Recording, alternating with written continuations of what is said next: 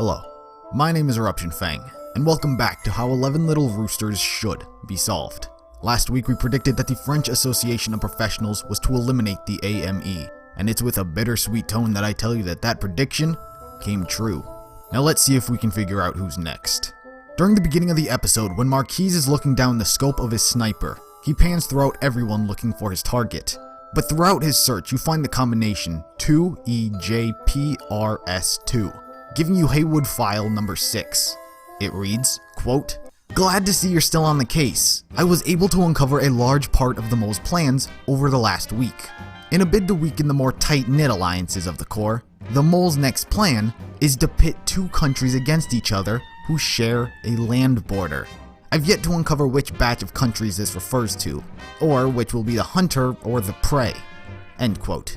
Given that the killer and the victim share a land border, it definitely whittles down the possibilities of who it could be. But we're still not given enough information as of right now, so let's hold off on pitting countries against each other. As the episode continues, we are taken to Australia. During this, Jeff places down a newspaper speaking of an unfortunate kangaroo accident. This leads to the RT short, Kangaroo Attack.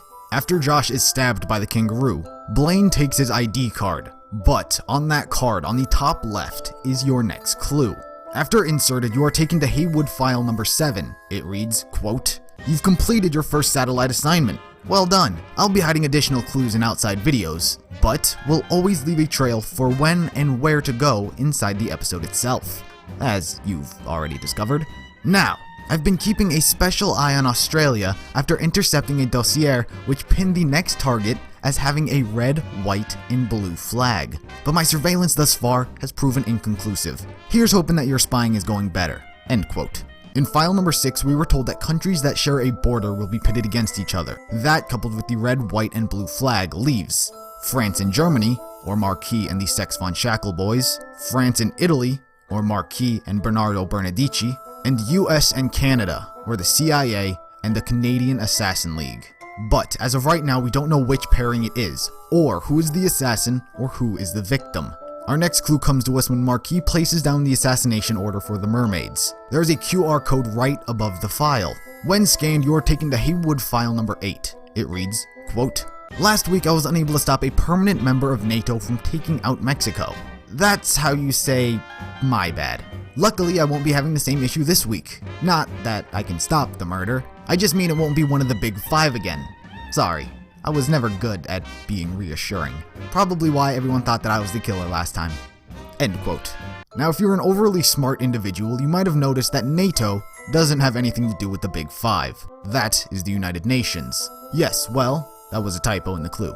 An actual typo, confirmed by Josh Flanagan himself. So the 5 permanent members of the United Nations include China, France, Russia, UK, and the US. Ryan has assured us that those left in the Big 5 will not be the murderer. So the MI6, CIA, KGB, and FAP are not to be the killers. However, they are still in the running to be the murdered. So that leaves Marquis to be killed by either Bernardo or the Sex von Shackle boys, or the CIA to be killed by Agent Knuckle. The next clue requires quite the good ear, as it comes to us in the form of Morse code. When Bernardo and Gibson are clicking the keypad for the bathroom, when you unscramble the beeps, you get this pattern, which when translated equals 2F6P_IM0. This unlocks Haywood file number 9. It reads, quote, "It's not much, but I was able to rule out one organization as either assassin or target. Seems one organization will be taking some much needed beauty sleep at a famous castle in their homeland, which ironically is the castle Sleeping Beauty is based on. Just typing makes me sleepy. Gotta take a power nap." End quote. The castle to which Ryan is referring is the Neuschwanstein Castle, located in Germany, removing the Sex von Shackle boys from the equation, leaving either Marquis to be killed by Bernardo or the CIA to be killed by Agent Knuckle.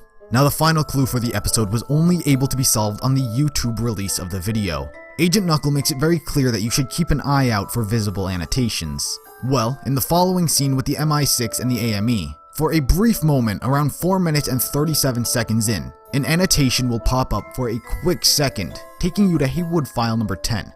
It reads, quote, "Good spy reflexes on that annotation. We spies live or die by our reflexes after all. There's one agency who won't be requiring their reflexes this week, however. They're getting ready to celebrate Family Day next month, which, lucky for us, means they won't have time to do any murders this week. If only our mole was as respectful of national holidays. End quote. Family Day is a holiday very much associated with Canada, meaning they are not to be the killers. Once we take everything we've gotten into account, the sharing of a border, the red, white, and blue flag, the Big Five, the castle, and the holiday, we are only left with the Italian Defense Division eliminating the French Association of Professionals. And that is how you were supposed to solve episode 2 of 11 Little Roosters. Be sure to tune in next week when you find out who is going to be next.